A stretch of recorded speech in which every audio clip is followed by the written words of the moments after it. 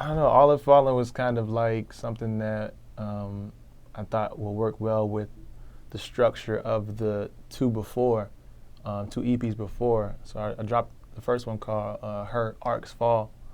And then after that, I dropped this one called Aura. And then when I was trying to figure out, I went and sat with a buddy of mine and figured that we try to come up with something to kind of keep it strung along, I guess. So All Have Fallen kind of was paying homage to the first project, Her Arcs Fall. And basically it was just kind of saying that everybody's kind of been through those trials and tribulations, everybody's been through, everybody's fallen, and but it's not really about that, it's more about, you know, what are you doing when you get up from that fall, like how you make that positive out of that negative. So it's kind of like that. Yeah, I mean, well, we decided to kind of follow a concept for this project, and you'll hear throughout the project like this underlying tone of like somebody driving, and that's kind of like where I kind of had the idea to make the project, where if you look, the cover is like me in the passenger seat, and it's kind of like this eerie like feel of just, you know, kind of paying kind of tribute to what's going on in the project. And you know, from start to finish, it's like little places in the project where you hear this driving going on, and you're just kind of wondering like who, or like why, where is he going? And we just kind of like let it be one of those things for the listener to kind of put it together, piece it together. We just wanted to kind of see how we can piece it together, piece the music and the artwork together in kind of like a different way, unity, I guess. I don't know. It was weird. We actually was supposed to release on the 4th, but it got pushed back because I couldn't find we didn't have the artwork finished, so we had to push it back. But no, there was no particular meaning behind the day. We just tried to get it out as soon as possible. Yeah. I just felt like 10 was a good solid number as far as new tracks that, you know, nobody's really heard yet. We decided to put a bonus on there, which was Love a Nigga. So it was 11 total. But I thought 10 was a perfect number to kind of have a good balance. And yeah, I mean, with the interlude as well, it's kind of like 9. But yeah, I just thought it was a good number, 10. I mean, I did. I mean, from top to bottom, I definitely had a hand in. I took full control of this project. You know what I mean? I just really wanted it. I wanted to structure it a certain way. I wanted it to flow a certain way, transitions wise, and you know, I was really hands on with it. So yeah, I definitely did.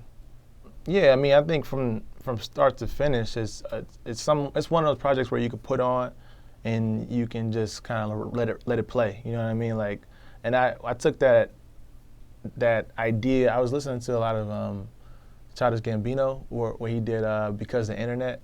I just liked the way it flowed and just the kind of different transitions and different things like that. I was really kind of wanted to do that as well. So I really wanted to make sure that the transitions was really flawless, like going from track to track.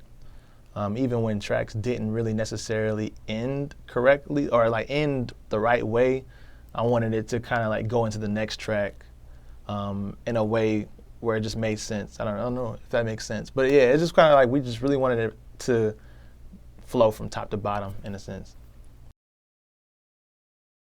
Doesn't Matter just kind of was one of those ones where we just kind of I went in the studio and just wanted to feel it out. I didn't even have a particular concept for the beat. I just heard it and just decided to go in the studio and lay something down, and that's kind of what happened. The hook kind of happened organically out of nowhere. And then, you know, when it came time to finish up the project, I was thinking about a feature for it, and we ended up just reaching out to KEHLANI because I know KEHLANI, and she decided to hop on it. She really loved the beat or whatever, and we just went with that one. So that was Doesn't Matter.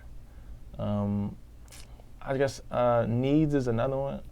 Needs was that was the last record actually that I ended up doing for the project.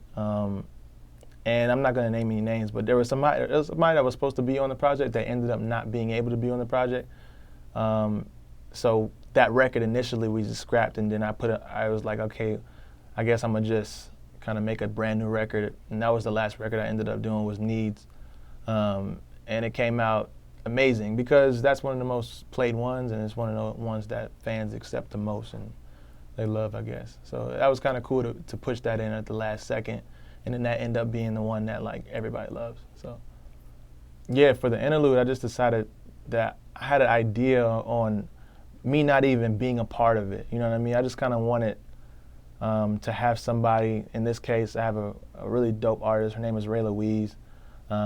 She came in and she laid the interlude, and I just didn't really want to be a part of it. I just wanted to be strictly vocals, nothing else, no beat, just strictly vocals, a cappella. And I just wanted the transition from that to the next song to be like really smooth, and that's what ended up happening.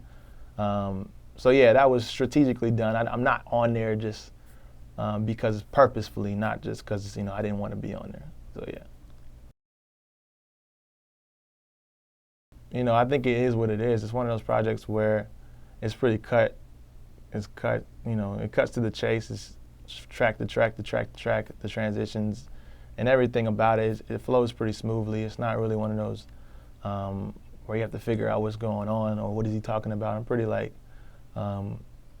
pretty vivid on what I'm trying to get across in the project. At least I would hope so. If not, then I'm sorry.